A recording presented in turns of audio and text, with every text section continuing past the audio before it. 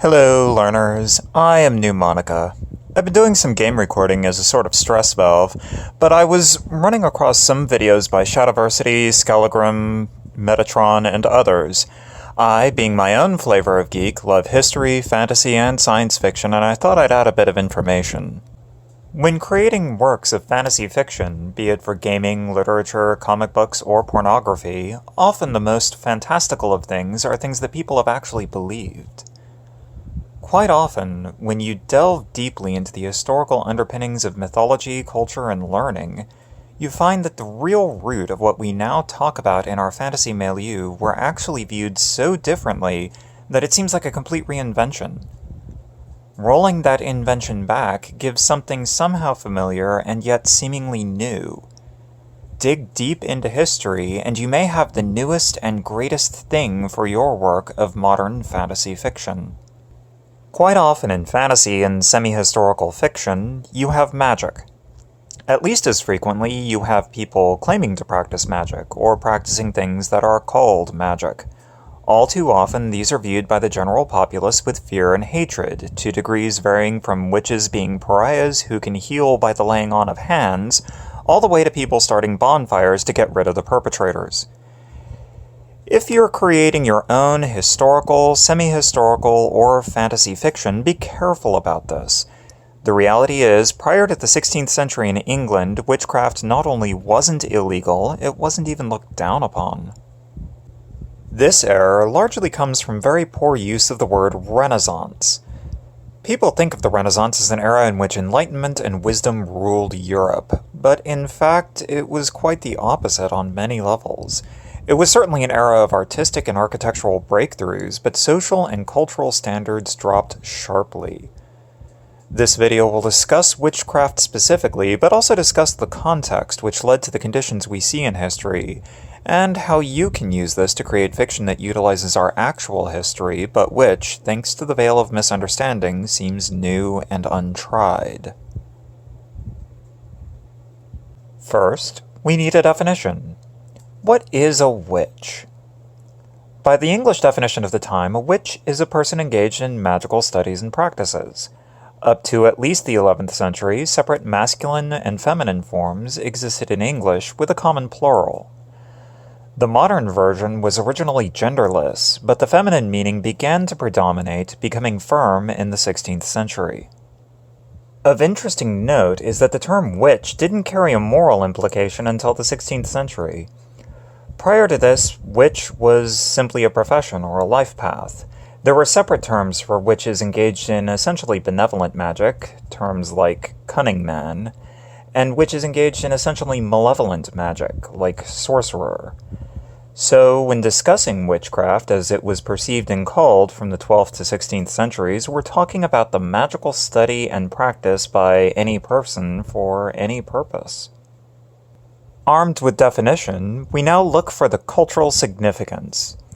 Although the law doesn't encompass the whole of cultural importance, if you want to find out if something is forbidden, the law is the first place to go. Across much of Europe, the Roman law held sway, even where Rome had lost power.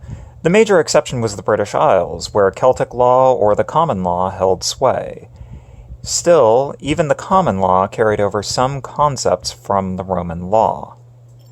In the Roman law, there were express laws against certain activities of witchcraft or occult activity, in particular laws against bacchanals. However, nowhere in the Roman law is witchcraft generally disallowed. The practice of arcane craft is perfectly acceptable, and what Roman would pass a law forbidding people from blessing crops or mending illness? The common law, meanwhile, never had any rulings on the matter of witchcraft, and no laws passed on witchcraft until the 16th century. Note, however, that this doesn't mean the law sat still. If someone was found to have done some illegal act by way of witchcraft, it was entirely probable that the witch would face harsher penalty for the illegal act. However, the witchcraft is not what the law was punishing. It was the actual thing done by those means. The final step in the puzzle is to understand the society. In this, I admit I am a bit more focused in my awareness. Studying every culture in Europe would be a bit rough. However, I have some limited research on a few parts of Europe outside of England, and it would indicate that the trend in England is the same as the trend elsewhere. There are two major eras described as Renaissances, and they had very different effects.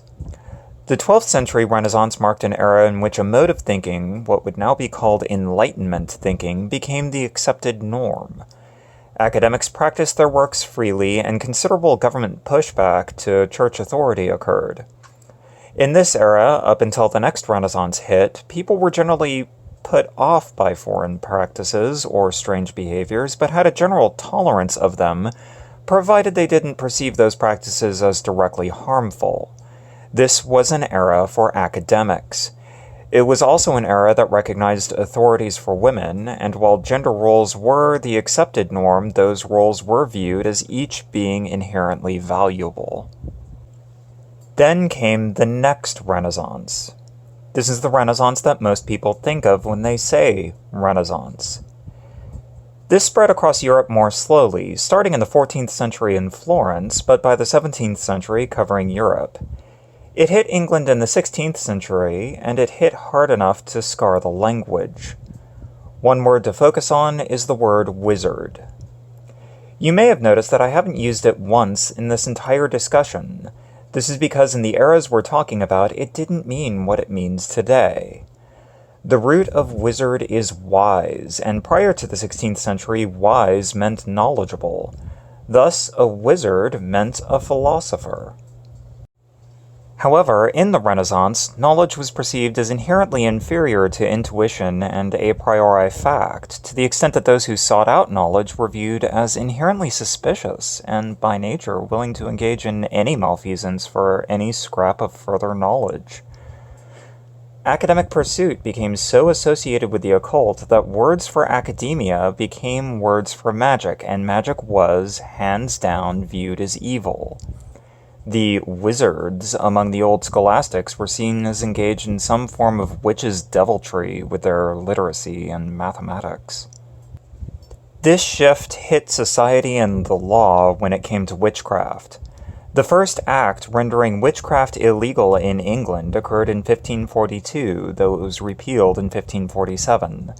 The next follow-up was in 1563. Witchcraft became generally illegal and generally associated with satanic rite. This era also brought us significant devaluing and disempowerment of women.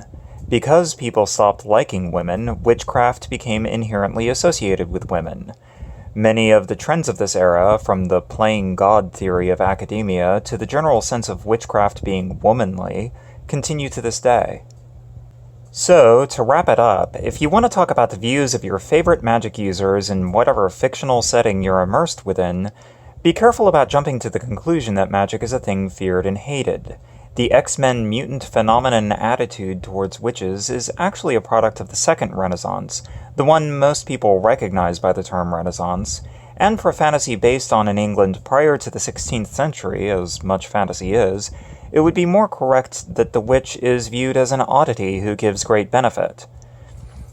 Certainly, witches tended to be truly strange, and had eccentricities that would have to be tolerated, but if you can mend cattle and keep demons from smothering infants, nobody prior to the 16th century in England would complain. So this concludes this little delve into fantasy and history. Thank you for watching, and I hope you've enjoyed it, or at least learned something from it.